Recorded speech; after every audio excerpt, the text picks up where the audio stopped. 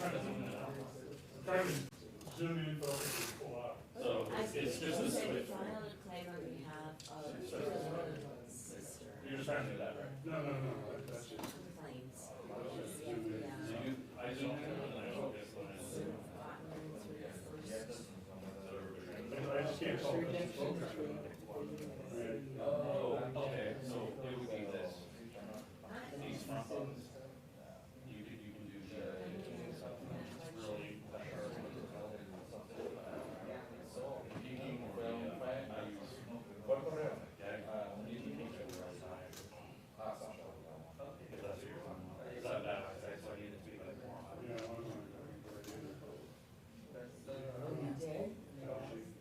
It looks dark, maybe it's just too dark. Or it's.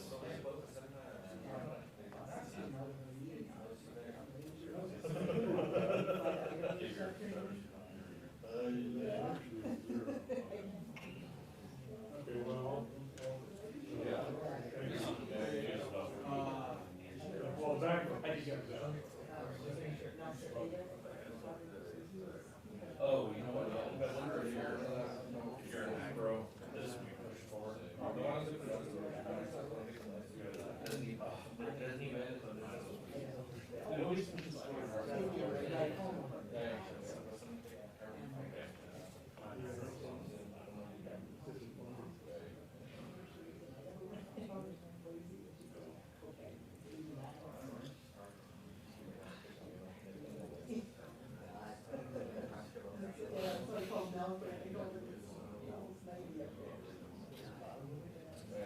Well, it's all the camera operator, I don't know what we're doing, so there you go.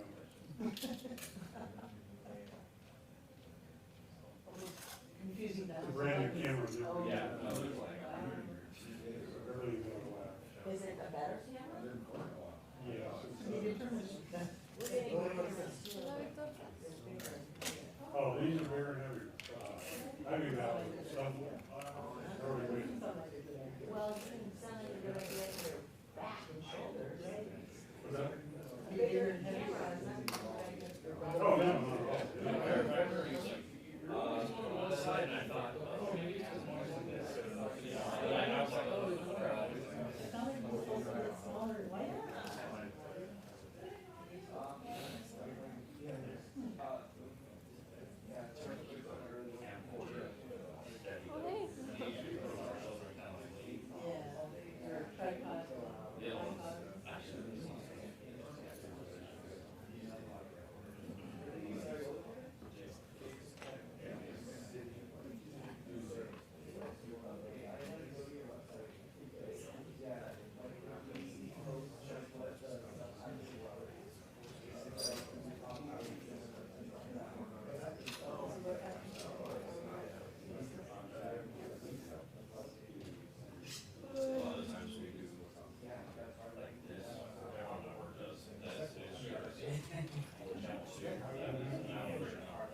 That's what we do too. and then all you do is just, front or back. So this one.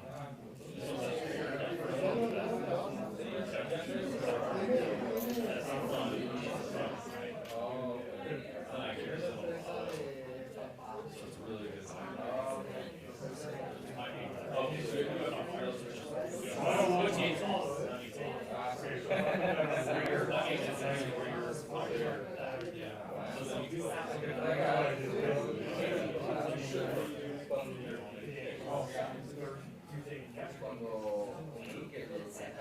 It's really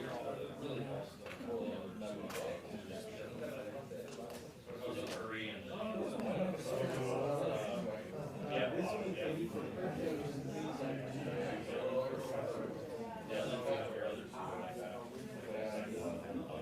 ¿Me cortaste?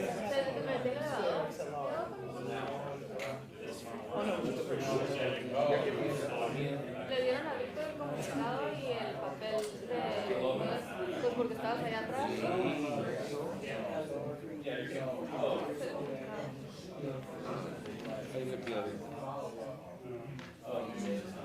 Ya no, ese al comienzo me dijeron que era para presidenciar a personas que viven en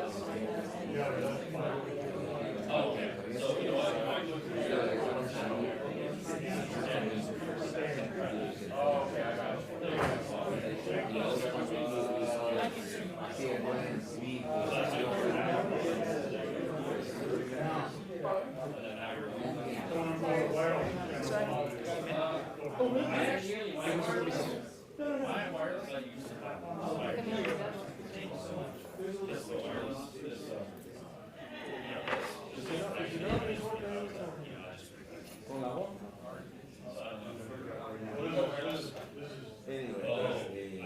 Entonces, eso me confundió. Entonces, y había Porque él se lo quitaron por el three strike wrong. Le dieron cadena completa. y se dio que robó. My God.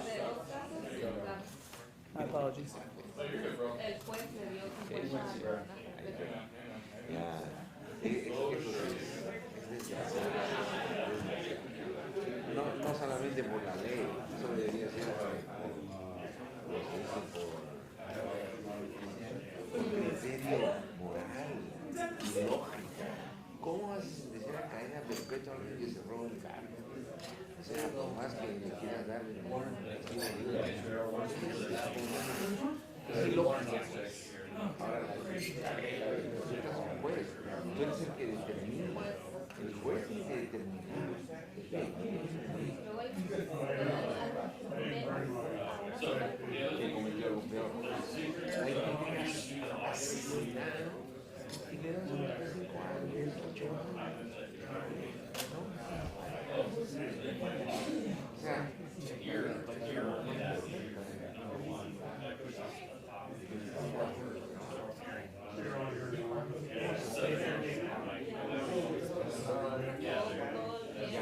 ya te veo.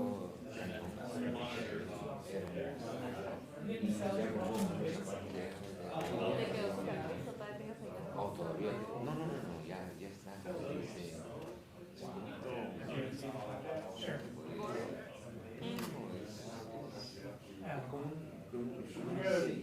Tiene como una laguna y está rosadito. Entonces, a los alrededores del rosadito se está poniendo ya al color de la piel. Entonces, poco a poco se está achicando. Sí. It's hard to not feel that.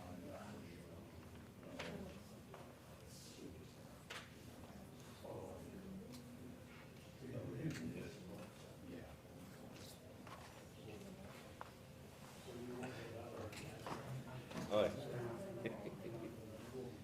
¿estás contento de haber llegado temprano? ¿Dónde está lo que te dieron?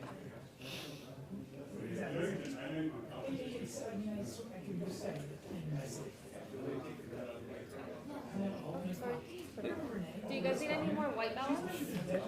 White Anybody need a mic check? Mic check, anybody? No.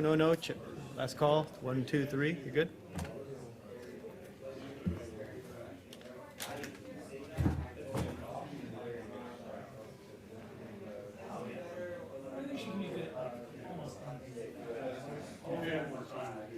This is the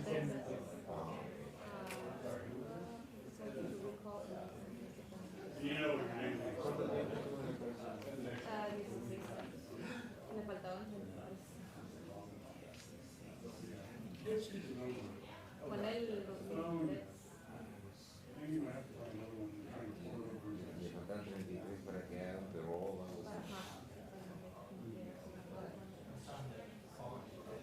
Pero ya está muy importante. Sí, pero va a estar en el prórroga todavía por 3 años.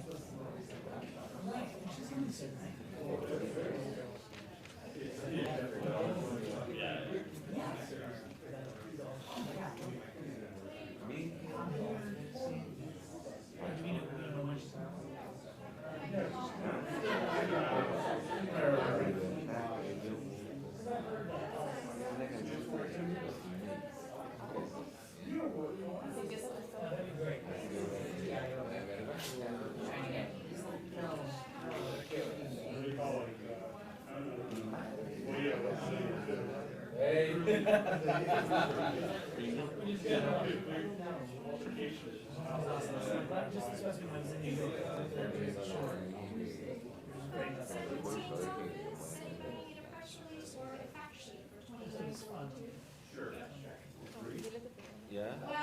Es de la asamblea.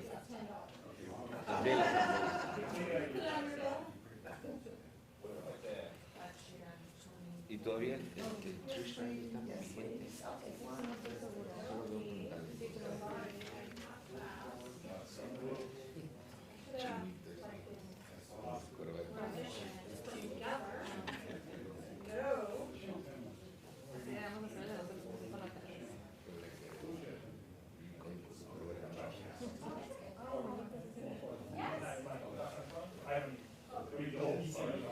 He's here. Hey, sorry.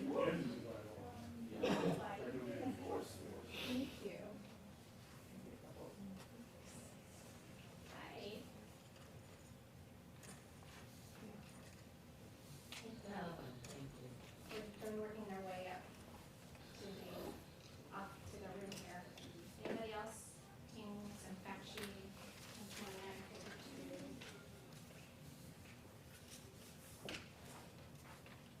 Anybody else?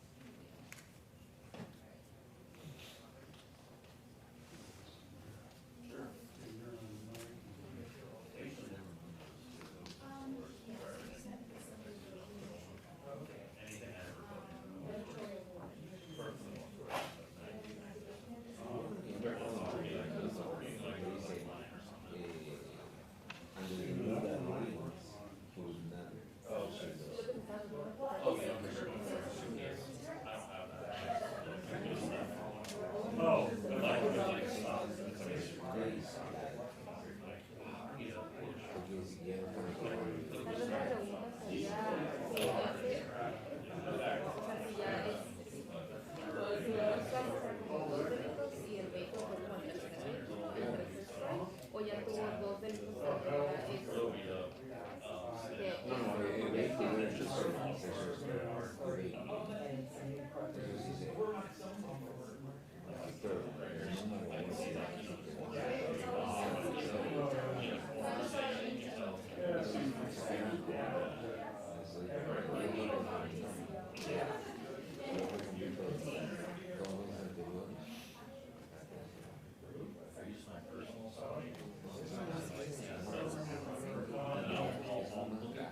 Cuando no hay víctimas así heridas.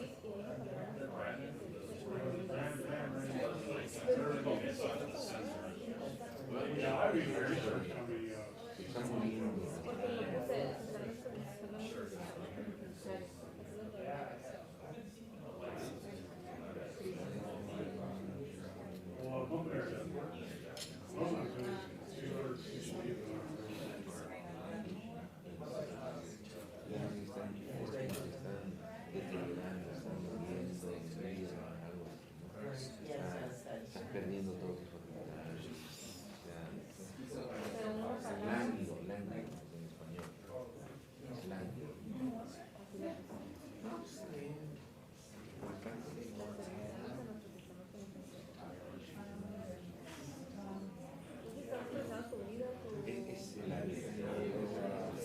Can I get one more shot here?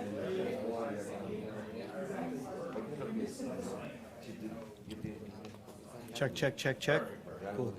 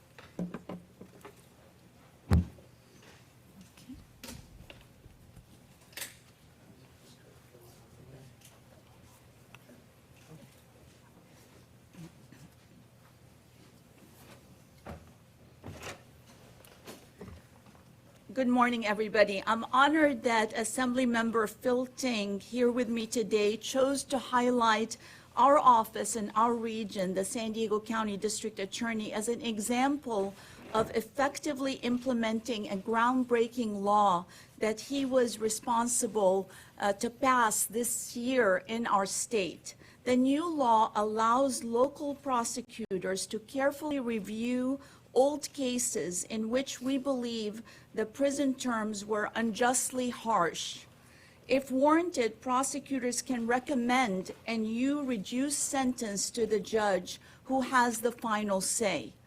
Prior to the change in the law, only the Board of Parole Hearings or the California Corrections Secretary could initiate and recommend resentencing of a defendant.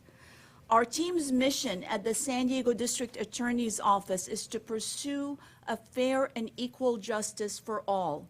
That includes making sure that sentences are not disproportionate with the crime and that they are fair. This new law gave us the legal tool to carry out criminal justice reform that is fair and balanced, while maintaining the safety of the community and with respect to victims of crime. Today is an example of that. In 2003, Kent Williams burglarized 2 North Park homes and stole a car. He was convicted of the crimes, and because he had prior strikes for burglaries, he fell under California's 3 strikes law, which was in effect at that time, and a judge sentenced him to 50 years in prison to life. To compare this would be the same sentence today for murder using a weapon. Mr. Williams, with the support of his family and community, including Bishop Cornelius Bowser, who is here today, requested that we review the case.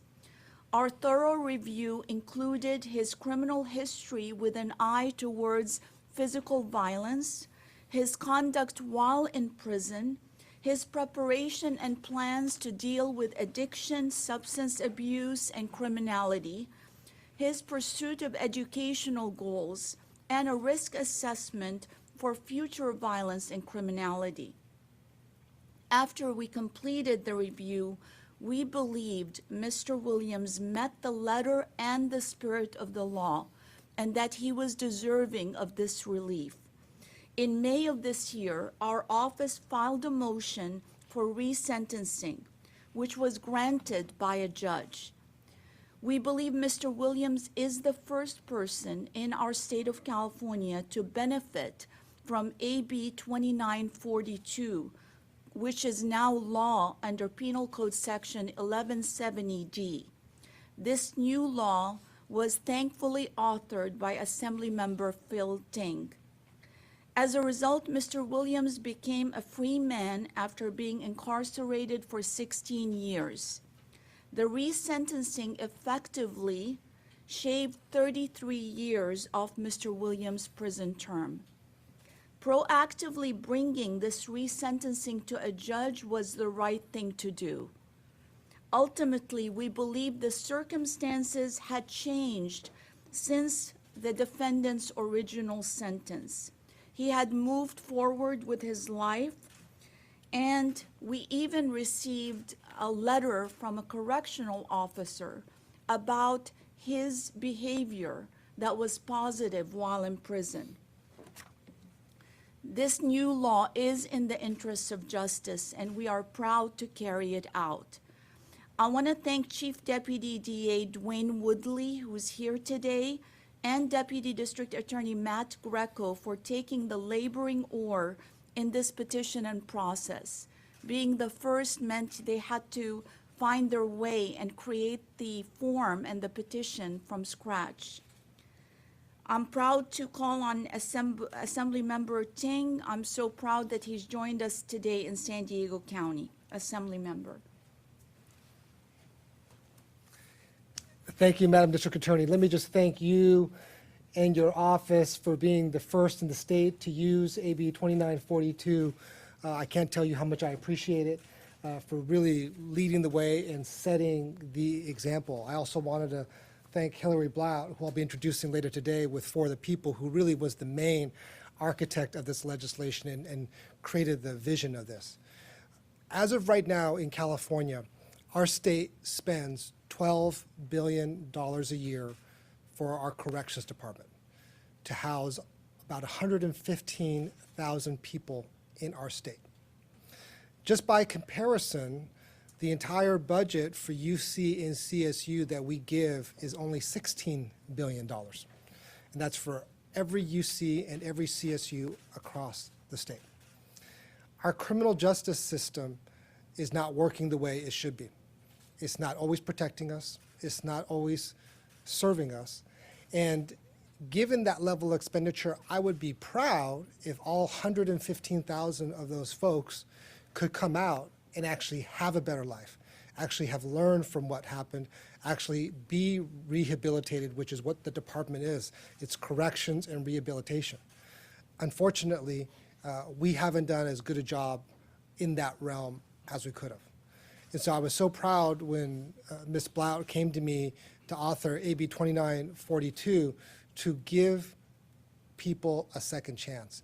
And the reason we thought this legislation was the right way to go is it didn't take power away from the district attorneys. It didn't take power away from the judges. It actually empowered. It empowered the people who are working in our criminal justice system every single day. They're in court every single day fighting for the people. And for this idea was so simple that we allowed the district attorney to revisit cases that her office believed should be revisited. We didn't force anyone to do anything, and we didn't force the judge to do it. There was nothing overly prescriptive outside of some of the things that you looked at. So we didn't say you should look at these sentences or not. The bill in and of itself was actually rather simple in that way. But I'm so proud that this district attorney has taken the lead in our state and really been the first across the state. And I'm hoping that other district attorneys will really follow, because I know that we have so many folks in our correction system who are serving time that is excessive, that they have sentences that they wouldn't have if they were convicted today. They were convicted under a different time. They were convicted during a different period when our state really believed that the longer we put people away, the better it is for our society, the safer it is. And I think what we've learned is that isn't always the case. And in fact, many folks, just like we would hope, we would get, many people really deserve that second chance.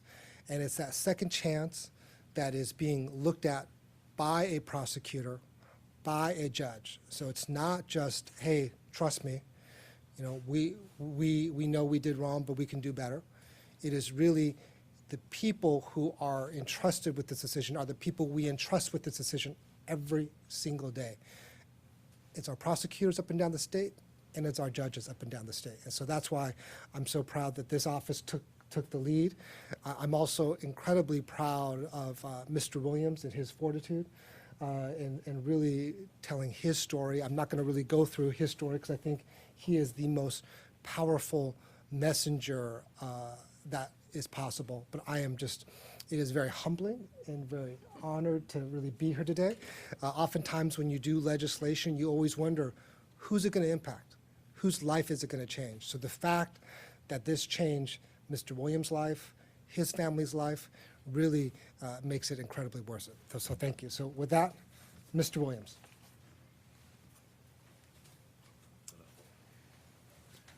Well, first of all, glad to be here today. So happy. I want to thank District Attorney Summer Steppins and the District Attorney's Office, and I want to thank Hillary Blunt for creating this bill that gave me an opportunity to be with my family again. I have to be honest with you, it wasn't easy. It's been a long road. A lot of sacrifices have been made. My wife stood with me. She's standing right here. I have my daughter here standing with me. I have my son in the room. Relationships have been restored. I hadn't seen my daughter in 26 years. And now I have a daughter. I have 5 grandchildren.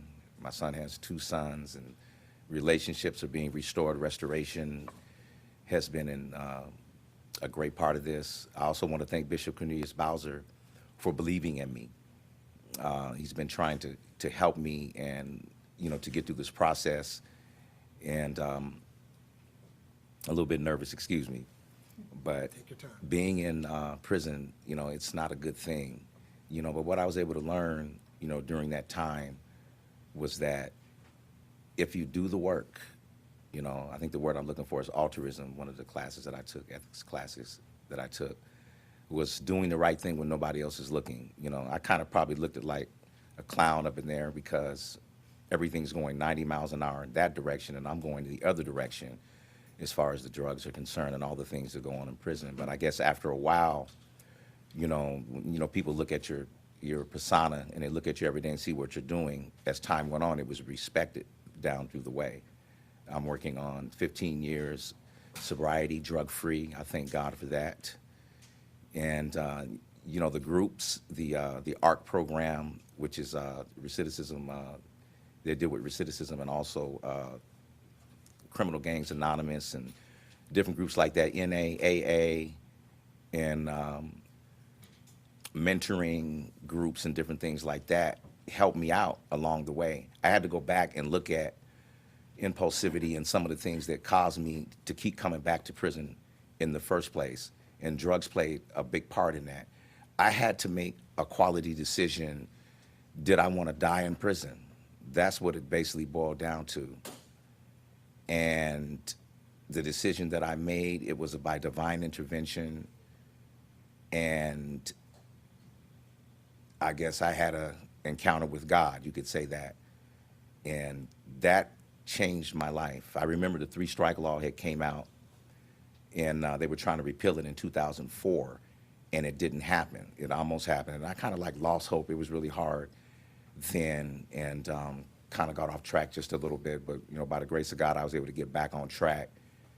And the Lord would always send people in my life, like Bishop Bowser. My wife was there the whole time. She didn't miss a beat, and she was probably my strongest hope. And when everybody else said he's never getting out, and just they basically just put the nails in the coffin, they were just pretty much through. Not that I was a bad guy or anything. It was just like he's in there. He's never getting out. And then all of a sudden, the doors start opening, from just doing the right thing when nobody else is looking. And you're looking at a grateful man here today.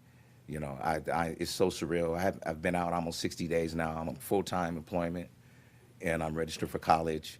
I have my kids in my life. I have my God in my life. I have my wife in my life.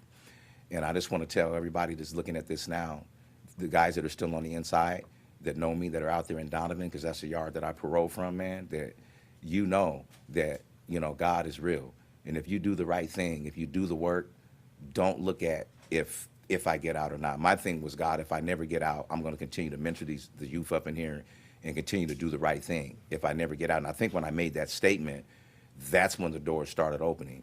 Because it's like I was putting out a fleece or anything. God, if you do this for me, then I'll do this for you. No, it was the quality of life that I choose to live while on the inside, in spite of what everybody else is doing.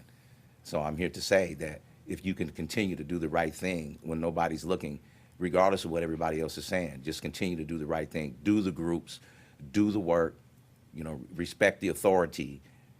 And I honestly believe that doors will open for everybody that's listening to me right now. I'm a grateful man. I love you brothers that are still in there. And you're looking at a miracle. You're looking at a miracle standing here. If God did it for me, then he can do it for you too. It's almost like I'm preaching, huh? I feel very, very good. And I'm just honored here today. All these wonderful people, I was a blessed man because I had a lot of support along the way. A lot of men in there, it's difficult. They don't have the support system that I had. But even with that support system, you still have to make a decision within yourself.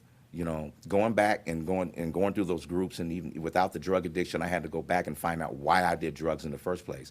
And that's what the Department of Correctional Rehabilitation had actually taught me, to go back. They're not going to force you to do these groups. This is something that you have to do, and it's almost like you have to just separate yourself mentally. You can't isolate yourself from anybody. You can't do that because you still have to coexist with these men and be an example at the same time. So I'm a grateful man today. And I just want to thank everybody again, the media, for giving me this opportunity to speak and spread my message. And I'm looking forward to doing it and making amends for the rest of my life. That's how I'm able to give back, is just make amends. How do you do that? You just do the right thing. That's all you do. You do the right thing when nobody's looking. And I just want to thank you again, and my Lord and Savior Jesus Christ, for giving me this opportunity to stand here in front of you today. God bless you. Thank you. Thank you so much. Okay. At this time, as I mentioned, Bishop Cornelius Bowser brought this case to our attention. He had met Mr. Williams and was impressed with his will to live a good life outside of prison. And so I'd like to call on Bishop Bowser to say a few words. What a beautiful day. I've been to a lot of press conferences, but this is the most moving that I've been a part of. And I'm thankful and grateful to God for Kent Williams being released. I want to thank God for Assemblymember Ting, Hilary Blount, who wrote the bill, District Attorney Summer Steffens, and appointing Chief Deputy District Attorney Woodley, and then Prosecutor Matt, who actually presented it to the judge. Thank God for the judge too, because what I've seen in this process, I saw how criminal justice reform really works. And when everybody can come together and agree on something. And I saw it was so smoothly. I was always told, when you're picking fruit from the tree, if it's ripe, you don't have to yank it. And this was something that was not forced on anyone. It perfectly worked. And I believe that this could be the beginning of something great, and that's what we're looking for and hoping for, is that many other prosecutors will, and district attorneys will take the lead from our great District Attorney Summer Steffens and do the same thing. So I'm grateful and I'm thankful for all of you that was a part of this process, and let's move forward and let's make some great things happen. Thank you. So it's really my honor to introduce Hilary Blount with For the People. As you can probably understand, every year I get approached with many great ideas that could be laws or could be bills. And I'll tell you, most of them you hear, and everyone loves their idea. They have great ideas. We have hundreds and hundreds, and my staff knows hundreds of ideas. So every time I hear, do I have a bill for you, I'm always a little bit skeptical. It's sort of it's the administrator in me. I used to be the former assessor, so always hearing something. But when Hilary came to me, she was so excited about this bill. She's a former prosecutor, so she wrote it with that prosecutor's mindset. And really, what would a prosecutor need to revisit a case? What would a judge need? Because she's been in front of judges. She's also been working for a nonprofit advocacy organization working on reform for many years. So she also had that lens. And so we had this unique confluence. I think the bishop put it well. This was definitely a ripe piece of fruit that needed to get picked. And she was the right person at the right time that really wrote it. And one of the reasons that I decided to carry this bill was frankly because this bill was simple in its process. It allowed the district attorney, allowed the judge just to take a second look and say, hey, let's just take a second look at this person and see if this person really should get a second chance. And so with that, Hillary Black. Good morning, everybody. My name is Hillary Blout, as the Assembly member said, and I am the founder and the executive director of For the People. And we run the Sentence Review Project, which is a project that is leading implementation of AB 2942, the law that's been discussed here, the law that was used by the DA in Mr. Williams' case. And there's been sort of the technical definition of what it is. Really what it is it gives DAs the opportunity to reconsider whether the decisions that they made are really in the best interest of community safety, public safety, and in the best interest of their constituents. We know, and research supports this, that there are hundreds of thousands of people in prison across this country that don't need to be there. By that I mean that they have done a crime, they've done the time, and that they do not pose a public safety risk. But without any kind of intervention, they will remain in prison. And keeping folks in prison isn't free. And guess who pays to keep them in prison? We do. In California, we pay $80,000 a year to house somebody in prison for 1 year. That doesn't even capture what we would spend if there wasn't an intervention in Mr. Williams' case. He was sentenced to serve life. That means that if DA Steffens and the rest of her incredible team hadn't used this law and intervened, we would be spending over $1 million to house somebody like Mr. Williams in prison, unnecessarily, and for what? So my organization works with prosecutors, and we work with all prosecutors across the political spectrum. I say that because there's been a lot of talk in the media about reform prosecutors or conservative prosecutors, but the point of the matter is that when we worked on this bill, and I talked to prosecutors across the state, I said, let's put the identity politics aside. Do you believe that there's people in prison that don't need to be there? Every prosecutor said, well, of course, yeah, I'm sure there's somebody. When I asked the question, have you ever prosecuted a case where somebody was given an offer, but they decided to go to trial anyway, and you thought, oh, why did you do that? That you wish that they would have taken the deal that you offered? DAs across the state said, yeah. When I asked the question, is there a case that you can think about that you feel bad about, have any regrets? Well, not a lot of DAs would say yes to that, but some did. And I know myself personally, I do have some regrets about the way that I handled cases in court. Not that I wasn't following the law, but that I didn't really ever consider what would happen to a person after they were sentenced. So as Assemblymember Ting said, I'm a former prosecutor. If you would have asked me 5 years ago, would I be standing up here today talking about an organization that I'm running to work with DAs to implement reform policies, I would have said you were crazy, just crazy. But when I started to go into prisons and I started to talk to people and I started to learn about what was happening to folks when they were sent away, that there really wasn't a robust parole board that was using their platform and using their tools to get people out of prison that deserved to come home, that we had so many barriers for people with formerly incarcerated people that we were actually making it more difficult for them to reintegrate into our society, thereby causing a public safety issue. I knew that as prosecutors, we could be doing our job differently.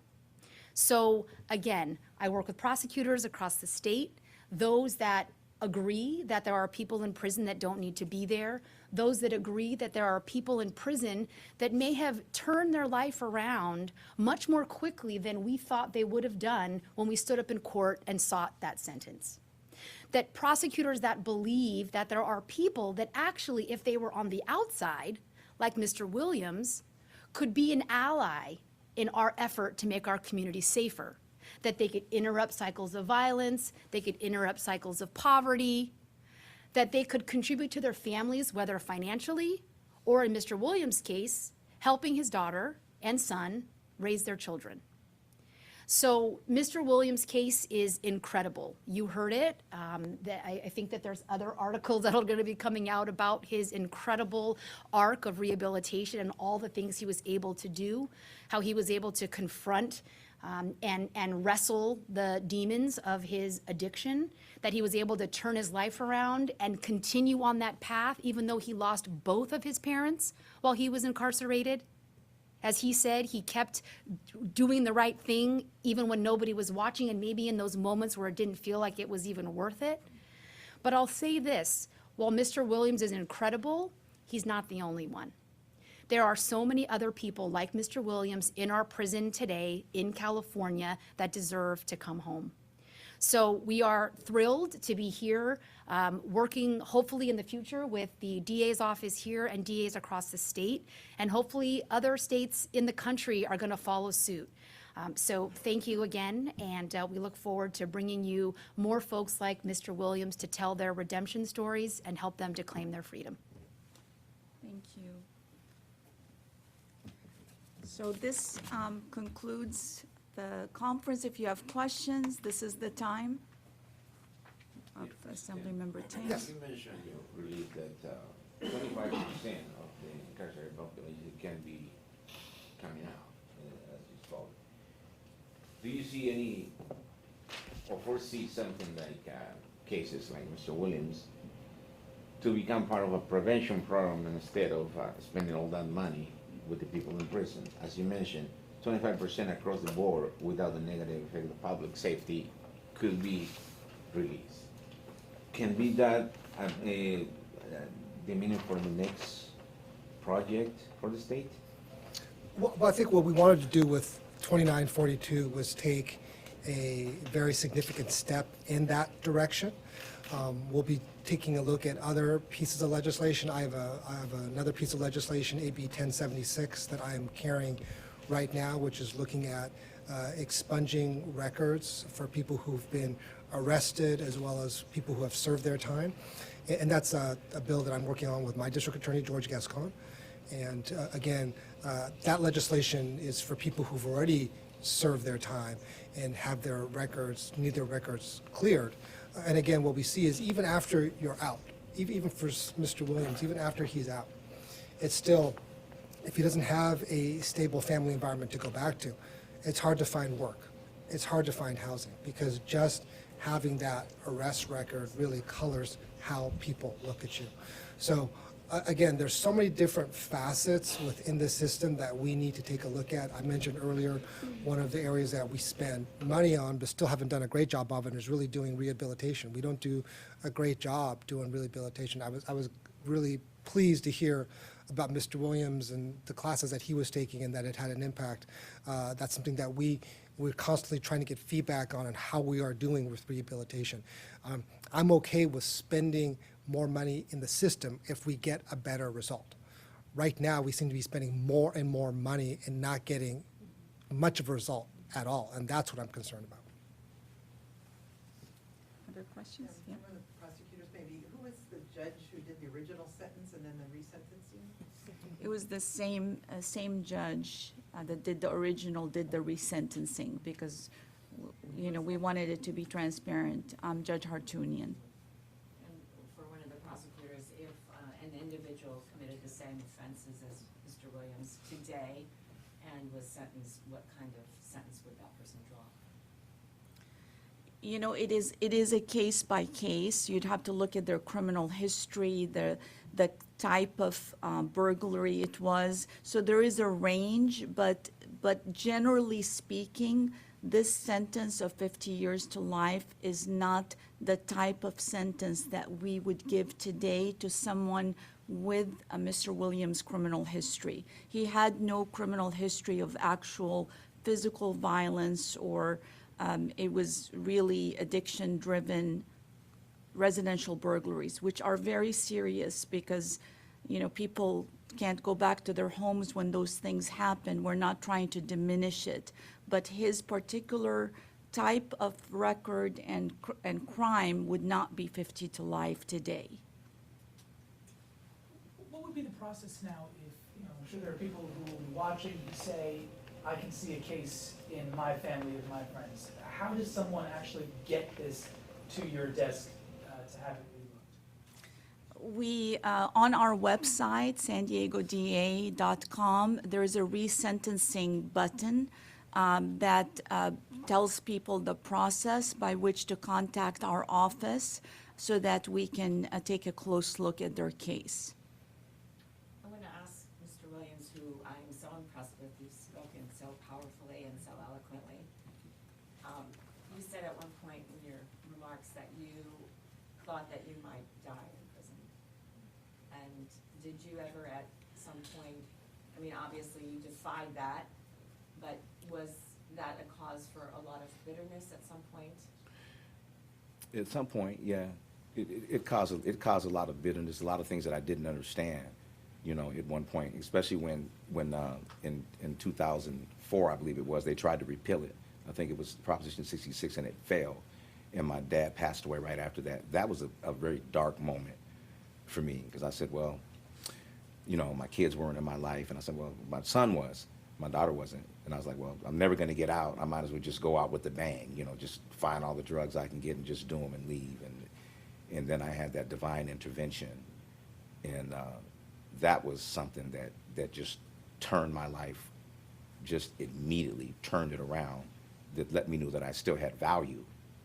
And and while I was in there, I'm a musician. I was doing concerts and stuff in there, and lives were being touched and stuff like that. So I knew that God just wasn't just done with me yet. And at that moment, that was almost 15 years ago. That was the epiphany in my life that turned everything all around while I was in there, because the drugs were still there. The drugs were still there. Everything was still there. The gang culture, everything is still in there. But that voice that spoke to me was what turned it around. And I know that was divine intervention. And at that point, I knew I wouldn't die. I didn't know I was going to have to do 15 more years, but I knew that something was going to happen, to get me out of prison. This is before this assembly bill came and before anything. I've seen people get out. I'm praying for everybody, and people are getting out, and lifers and different things are going to the board and getting out. And with the type of sentence that I had, I couldn't even go to the board for 25 years. Little voices would speak to me. You didn't kill anybody. Why are you doing this much time? You know what I'm saying? But like I told the judge when he recalled my sentence, I actually thanked him for the time that he gave me. Yeah, I said, look, thank you for the time that you've given me, because if you wouldn't have given me that time, I wouldn't be the person that I am today.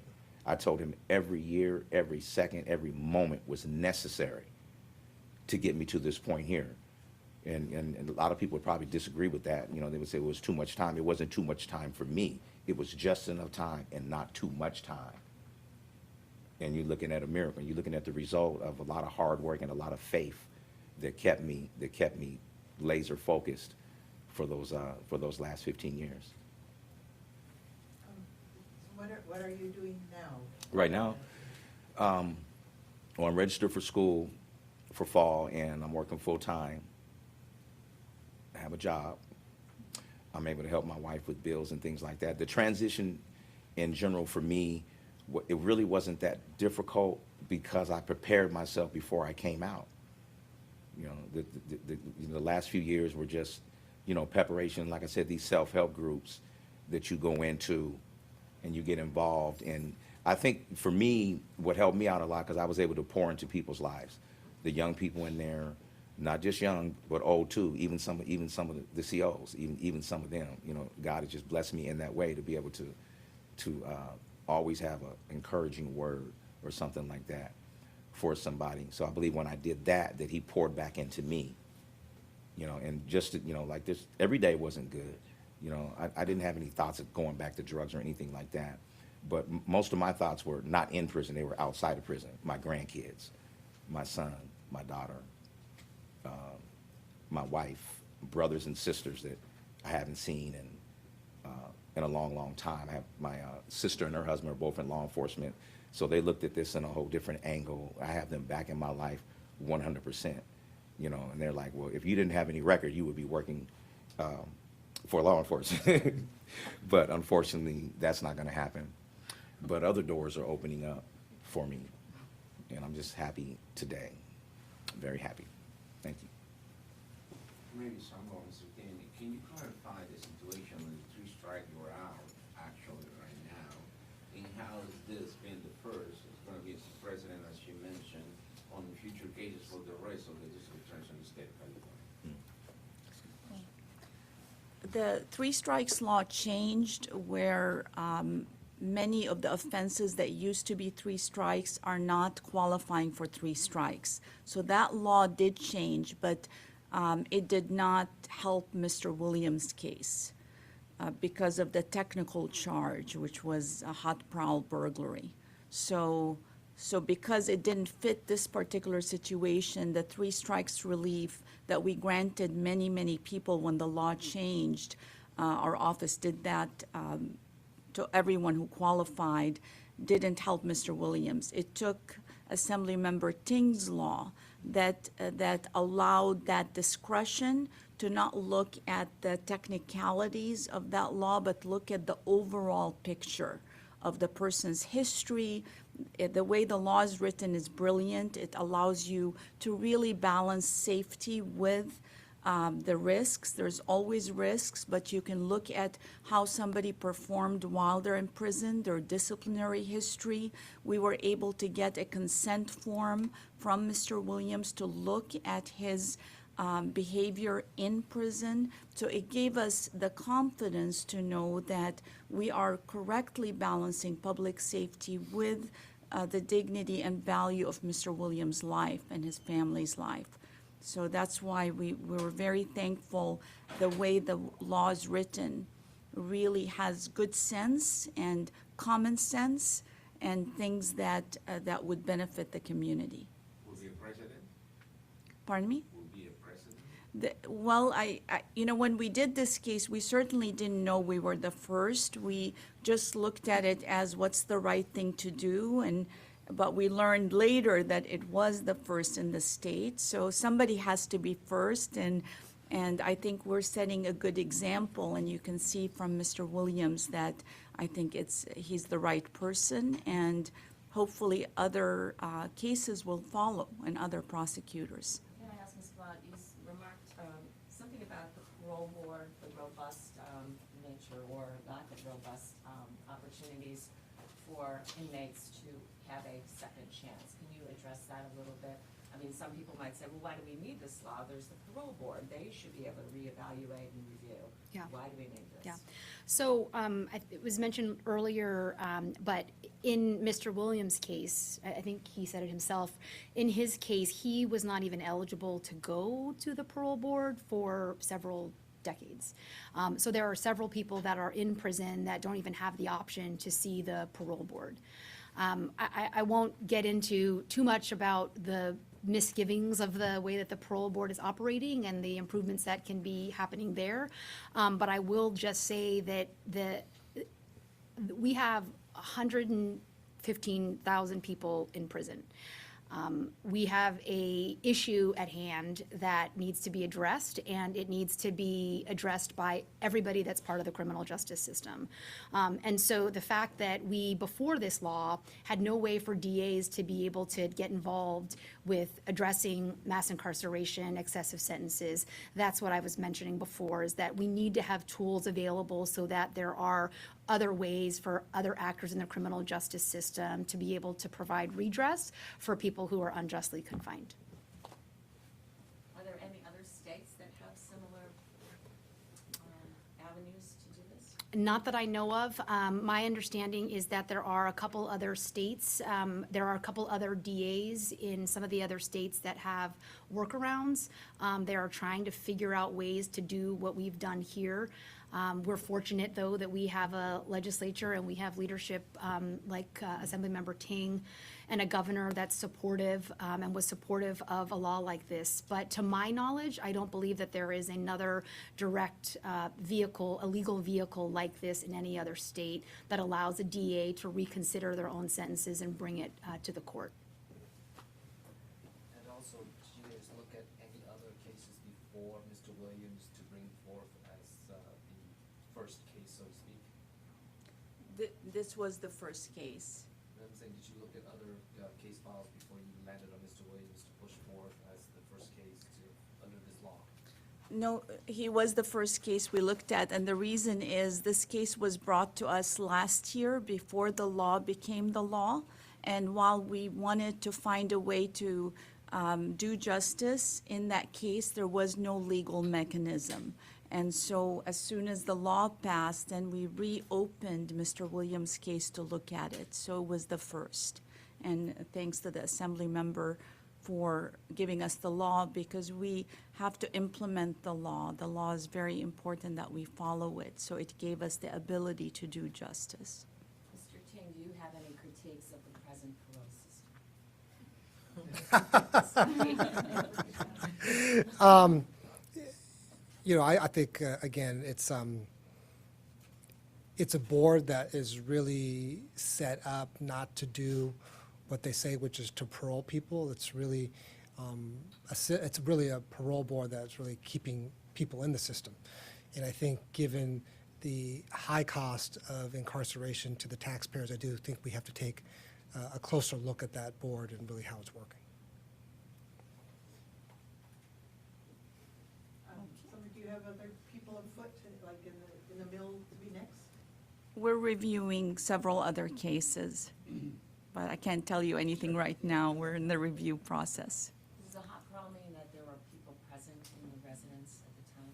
Yes, and we, of course, complied with our Marcy's law and contacted the victims, so there's no surprises, and we respect the system and everyone's rights, the defendant's rights and the victim's rights. And what was the response of the victims when they heard about the release? They thought based on, they trusted our review and our evaluation. Yeah. Thank you so much, everybody. Thank you. Mrs. Williams, want to speak to us? I just wondered if you did. Well, I stood by his side. I'm happy. Mr. Williams, Yes, ma'am. what was your age when you entered the prison? Well, 42. 42.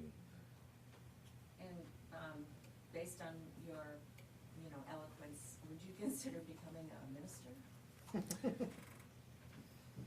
If that's what God wants me to do, yeah. That's pretty much what I was doing in there. You know, just different types of ministries, but most definitely, yeah. That's definitely, I mean, there is a reason why he released me. There's a reason why the DA, District Attorney's Office, and this bill came about. You know, if you really look at it that way, I believe there's a purpose in that, and I think that's part of it. This is just the beginning. Spread the message, spread hope, and not just former inmates. There might be people in this room that need to be ministered to. Yeah. Yeah. You have a good family.